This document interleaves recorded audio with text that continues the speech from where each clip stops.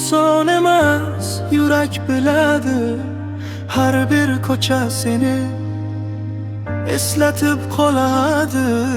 Kulaman tashqarida, ichim mesajim sensiz o'tayotgan kunlar juda og'ir.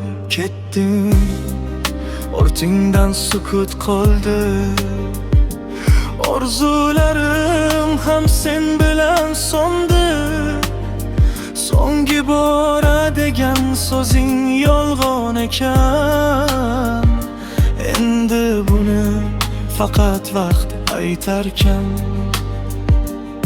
Yana tun, yana xotiralar, yana seni izlaydi nigohlar.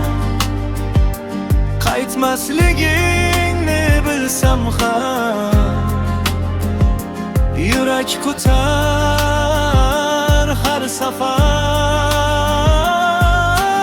Unutish oson emas, bilaman. Sevgi izlari qolgan yuragimda hamon. Bir kun kularman, balki sensiz ham. Lekin bugun hali seni sog'inaman. Vaqt o'tadi, dard ham ketar bir kun. Ammo ilk sevgi unutilmas butun umr. Yana tun, yana xotiralar, yana seni izlaydi nigohlar. Qaytmasligingni bilsam ham yurak kutar har safar.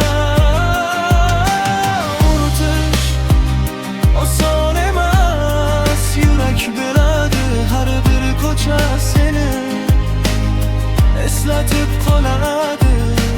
Kulaman tashqarida, ishim mesajim sensiz o'tayotgan kunlar juda og'ir.